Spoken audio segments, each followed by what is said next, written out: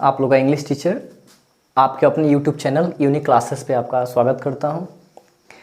जैसा कि मैंने पिछले क्लास में केस पढ़ाया था और उस वीडियो के कमेंट में बहुत सारे बच्चों का कमेंट आ रहा है कि सर ऐसा कुछ बताइए जो एग्ज़ाम से रिलेटेड हो।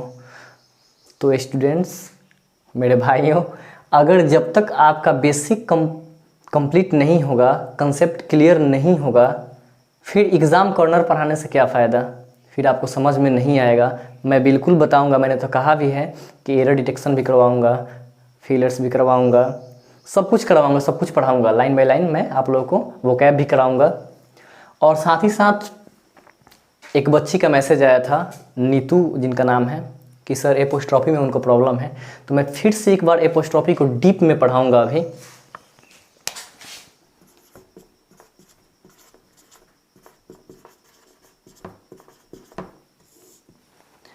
एपोस्ट्रॉफी का कोई कनेक्शन सिंगुलर से या प्लूरल से नहीं है। यानी एपोस्ट्रॉफी लगाने से नहीं वर्ड सिंगुलर बन सकता है और नहीं वर्ड प्लूरल बन सकता है।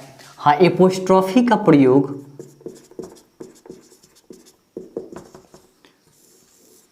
पोजीशन को क्रिएट करने के लिए जरूरी किया जाता है। फिर से समझें, एपोस्ट्रॉफी का कनेक्शन नहीं सिंगुलर से है नहीं प्लूरल से है, सिर्फ किससे है? पोजीशन से, यानी किससे है? अधिकार से।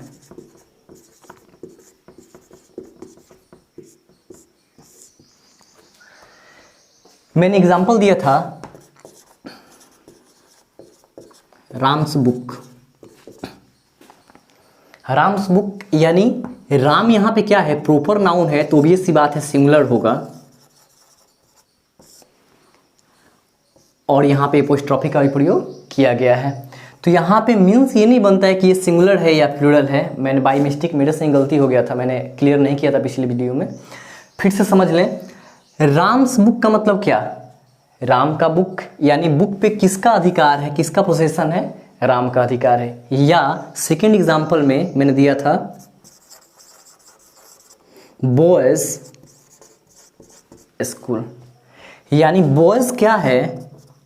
प्लूरल है, ये सब जानते हैं। इसमें भी एपोस्ट्रॉफी का प्रयोग किया गया है, लेकिन इससे कोई मतलब नहीं है कि ये प्लूरल है, ये सिंगुलर है। यहाँ पे भी क्या हो रहा है? बॉयज स्कूल, यानी स्कूल पे किसका अधिकार है? बॉयज का अधिकार है। ठीक है। और साथ ही साथ एक बात और समझ लेना है,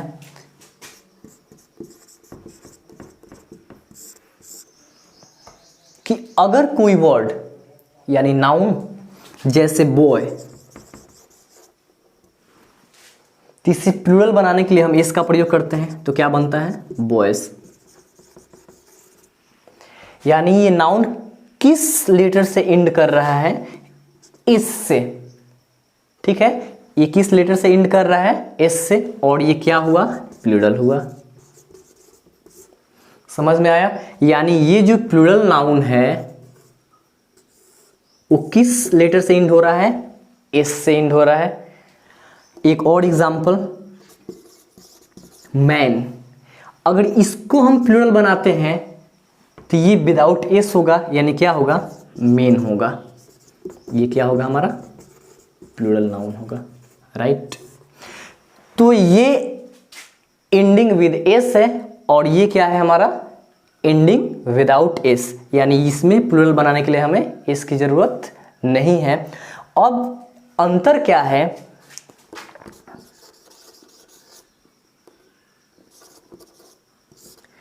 एंडिंग एस वाले वर्ड में हम एपोस्ट्रॉफी का प्रयोग कुछ इस प्रकार करते हैं, बॉयज।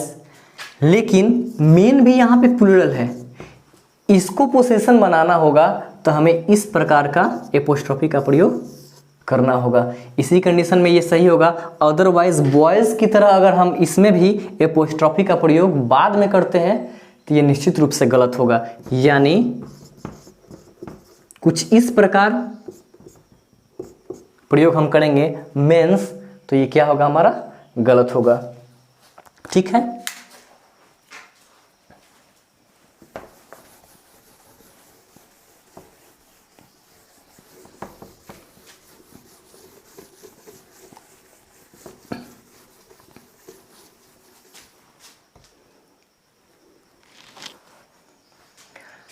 साथ ही साथ बच्ची ने दो एग्जाम्पल भी दिया था कि सर जून्स और जेम्स, ये बिल्कुल आपका सही एग्जाम्पल है, ये दोनों सही है। एक चीज़ मैं बताना चाहूँगा, ये जो नाउन है ये नाउन है बिल्कुल, और ये नाउन जो है हीजिंग साउंड वाला नाउन है, इसको हम बोलते हैं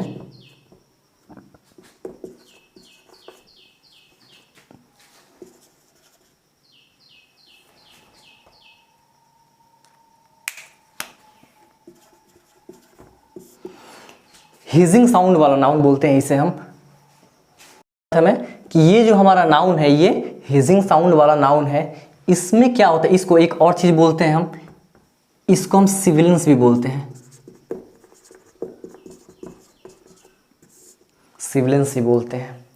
ठीक है, अब इसमें क्या होता है कि ये जो दोनों एग्जाम्पल आपका दिया हुआ है, जून्स, जैसे जून्स पेन, बिल्कुल सही है। अगर हम इसको इस प्रकार भी लिखते हैं,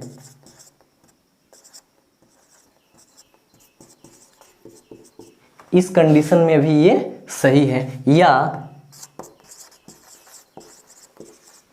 जेम्स हैट, राइट, ये भी सही है, और जेम्स हैट, इस कंडीशन में भी ये सही है।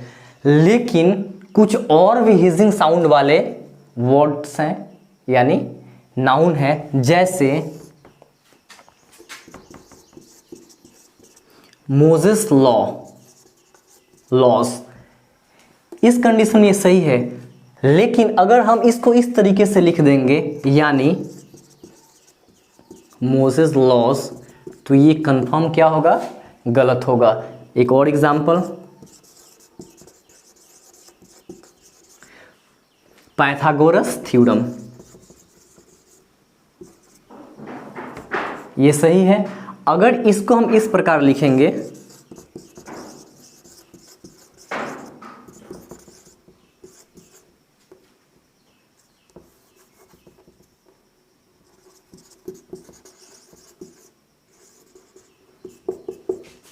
पाइथागोरस थ्योरम, तो ये निश्चित रूप से क्या होगा, गलत होगा। हमेशा याद रखना है कि ये जो नाउन है ये हीजिंग साउंड वाले हैं, जिनको हम सिविलेंस भी बोलते हैं, और साथ साथ इस को हम सिविलेंट कॉन्सोनेंट भी बोलते हैं। ये जो एस है सिविलेंट कॉन्सोनेंट ही बोलते हैं। अब एक चीज़ आप लोग समझ में नहीं आया हो कि ये हीजिंग साउंड क्या होता है, ये भी मैं समझा देता हूँ। हीजिंग साउंड इट मीन कि किसी भी वर्ड को बोलते समय अगर एयर आपके टीथ और टंग से पास करता है, जैसे जेम्स, यहाँ पे टीथ और टंग के बीच से क्या हो रहा है, एयर पास कर रहा है, उसी को हम क्या बोलते हैं, हीजिंग साउंड बोलते हैं, राइट। फिर से एक बार समझ लीजिए, इन दोनों कंडीशन को हम इस पे अप्लाई नहीं कर सकते हैं कि नहीं। जोन्स और जेम्स को मैंने दोनों कंडीशन में लिखा और दोनों कंडीशन में ये सही भी होता है, ठीक है। बट मोजेस लॉस को हम इस प्रकार से नहीं लिख सकते हैं, या पाइथागोरस थ्योरम को भी इस प्रकार से नहीं लिख सकते हैं, राइट। अब हम केस में ही एग्ज़ाम स्पेशल पढ़ेंगे, इस पे आप लोग को विशेष ध्यान देना है। बहुत सारे अच्छे रूल्स मैं आप लोग को पढ़ाऊंगा इसमें अभी।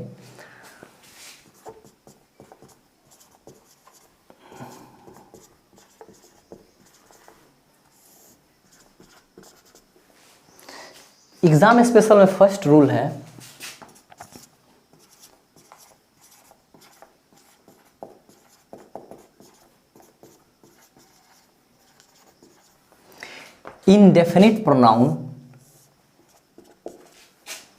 indefinite pronoun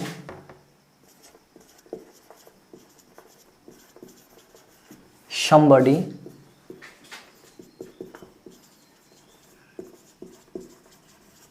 everybody,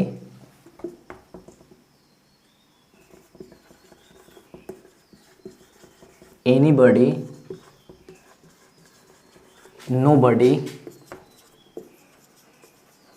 someone, everyone, anyone और no one.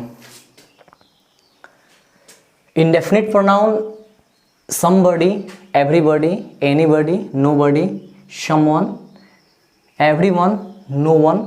एक बात याद रखना है कि जितने बॉडी और वन वाले हमारे ये वर्ड्स हैं, ये लिविंग है, राइट। अब याद रखना कि इसमें भी पोसेशन क्रिएट किया जाता है। इसमें भी पोसेशन क्रिएट करने के लिए इसके साथ एपोस्ट्रॉफी का प्रयोग किया जाता है। जैसे example, he has stolen someone's pen, यानी he has stolen someone's pen। यहाँ पे पोसेशन क्रिएट करने के लिए इंडेफिनिट प्रोनाउन में किसका प्रयोग किया गया है? एपोस्ट्रॉफी का प्रयोग किया गया है। नोट,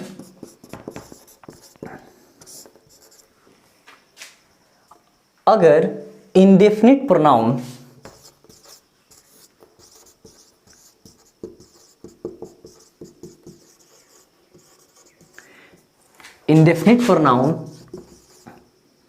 somebody,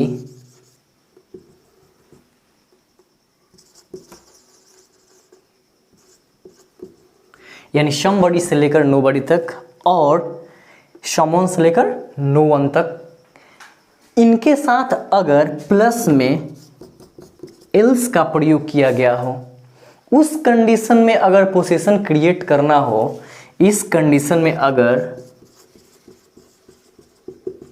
पोसेशन को क्या करना हो, क्रिएट करना हो, तो किसमें एपोस्ट्रॉफी का प्रयोग किया जाता है? यानी someone, anyone, no one, everyone या somebody, everybody, anybody और nobody के साथ अगर else का प्रयोग दिया गया हो, तो पोसेशन को क्रिएट करने के लिए किसमें एपोस्ट्रॉफी का प्रयोग किया जाता है? एग्जाम्पल, नथिंग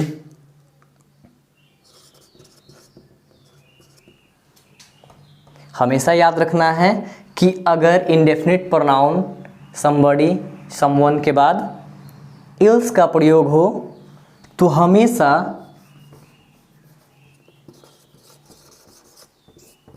एपोस्ट्रॉफी का प्रयोग किस में होगा? else में होगा, nobody else। ये सही है। अगर इसमें हम प्रयोग करेंगे जैसे someone else,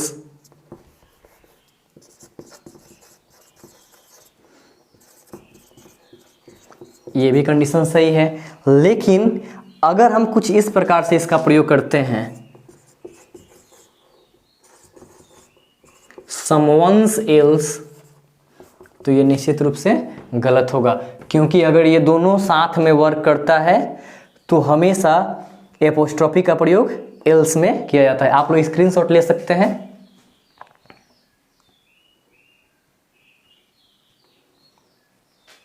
क्योंकि बहुत सारे बच्चे बोल रहे थे कि सर स्क्रीनशॉट के लिए आप थोड़ा सा प्लेस दीजिए और साथ साथ राइटिंग को थोड़ा सा बड़ा बड़ा लिखिए, ठीक है ना। तो मैंने स्टार्ट कर दिया है, थोड़ा सा लार्ज साइज किया हुआ है, ज़रूरत पड़ी तो थोड़ा सा और कर लेंगे। इसी प्रकार से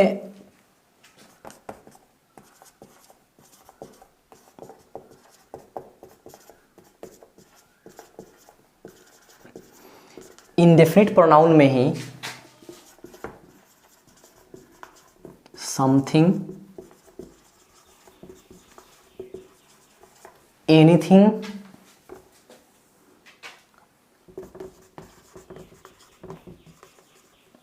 नथिंग और एवरीथिंग, ये भी इंडेफिनिट प्रोनाउन का ही पार्ट है। अगर इसमें पोसेशन क्रिएट करना होगा, यानी अधिकार, तो एपोस्ट्रॉफी का प्रयोग नहीं होगा। इसमें पोसेशन हम ऑफ से क्रिएट करते हैं, राइट। इसमें एपोस्ट्रॉफी का प्रयोग नहीं करेंगे, अदरवाइज सेंटेंस गलत होगा। जैसे एग्जाम्पल,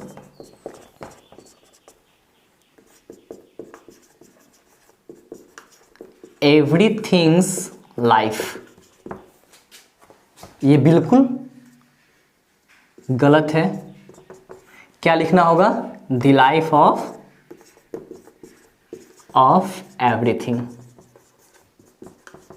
ठीक है, क्योंकि इंडेफिनिट प्रोनाउन और ये थिंग जो है हमारा नॉन लिविंग को शो करता है। जैसे मैंने बताया था कि बॉडी और वन लिविंग को शो करता है, वैसे ही थिंग जो है हमारा क्या करता है?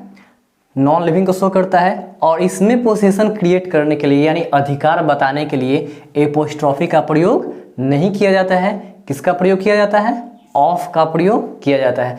जैसे एग्जाम्पल, एवरीथिंग्स लाइफ, यानी ये गलत है। इसमें ऑफ से हमें क्रिएट करना है पोजीशन, यानी द लाइफ ऑफ एवरीथिंग क्या है? सही है। एक और एग्जाम्पल देखते हैं।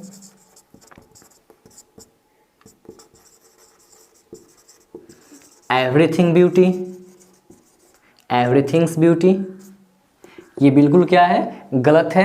किस कंडीशन में सही होगा? जब हम पोसेशन ऑफ से बनाएंगे इसमें, यानी द ब्यूटी ऑफ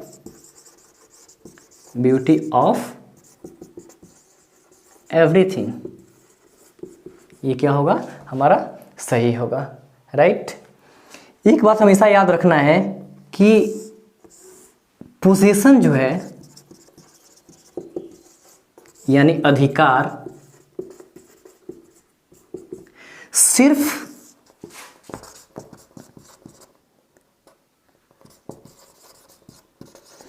एपोस्ट्रॉफी से ही क्रिएट नहीं होगा,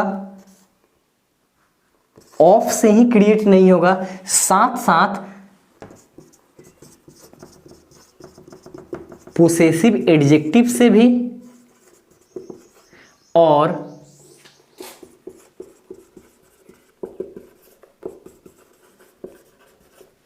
पोसेसिव प्रोनाउन से भी पोसेशन क्रिएट किया जाता है। यानी याद रखना है, हम लोग पढ़ते आ रहे हैं पोसेशन एपोस्ट्रॉफी और ऑफ नहीं, बिल्कुल नहीं।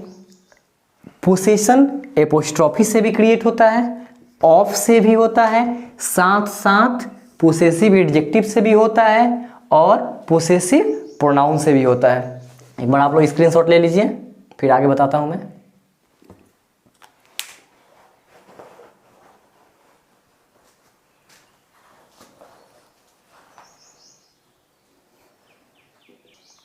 ठीक है, अब एग्जाम्पल देखेंगे। राम्स पेन, यानी यहां पे एपोस्ट्रॉफी से मैंने क्या किया है? यहां पे एपोस्ट्रॉफी से पोसेशन क्रिएट किया है, यानी अधिकार क्रिएट किया है। दूसरा है the pain of Ram, the pain of Ram, यानी यहां पे ऑफ से मैंने क्या किया है? पोसेशन क्रिएट किया है, ठीक है, राम की कलम।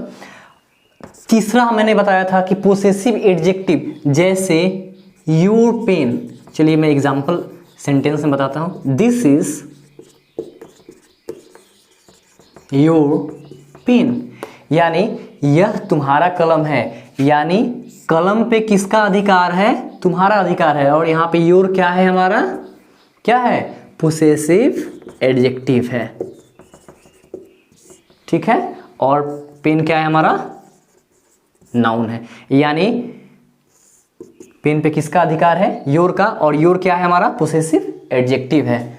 वैसे ही दिस पेन इज योर्स, यानी दिस पेन इज योर्स, इसमें योर्स क्या है? पोसेसिव प्रोनाउन है, यानी इसमें भी बता रहा है कि दिस पेन इज योर्स, ये तुम्हारा कलम है, यानी यह कलम तुम्हारा है, यानी कलम पे किसका अधिकार है? योर्स, तुम्हारा। यानी यहाँ पे किससे क्रिएट हो रहा है पोसेशन? पोसेसिव प्रोनाउन से, ठीक है। और यहां पे किससे क्रिएट हो रहा है? पोसेसिव। ठीक है, फिर से एक बार समझ लेते हैं। राम्स पेन, यहां पे पोसेशन किससे क्रिएट हो रहा है? एपोस्ट्रॉफी से, एपोस्ट्रॉफी से। द पेन ऑफ राम, यानी यहां पे पोसेशन अधिकार किससे क्रिएट हो रहा है? ऑफ से। दिस इज योर पेन, जैसा कि मैंने कहा था कि पोसेसिव एडजेक्टिव से भी क्या होता है? पोसेशन क्रिएट होता है। यानी पेन पे किसका अधिकार है? तुम्हारा अधिकार है। यानी यहां पे पोसेशन किससे क्रिएट हो रहा है? पोसेसिव एडजेक्टिव से। साथ साथ दिस पेन इज योर्स, यह कलम तुम्हारा है, यानी यह कलम पे किसका अधिकार है? तुम्हारा अधिकार है। और योर्स क्या है यहां पे? पोसेसिव प्रोनाउन है, ठीक है। अब मैं एक सेंटेंस आप लोगों को दे रहा हूं। Ram's is a new car. इस सेंटेंस को देखें, Ram's is a new car. कैसा सेंटेंस लग रहा है? और लग रहा होगा देखने में।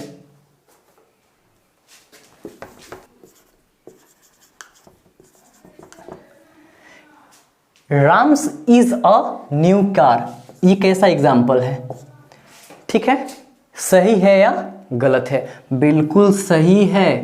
यहां पे राम्स का मतलब क्या?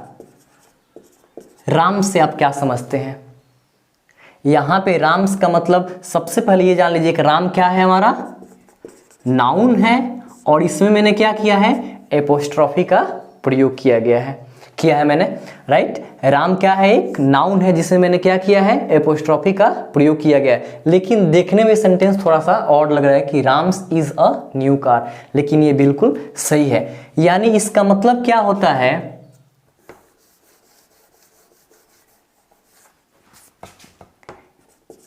राम्स का मतलब यहां पे है राम्स कार, यानी Ram's car is a new car. क्या हुआ हमारा? Ram's car is a new car. यानी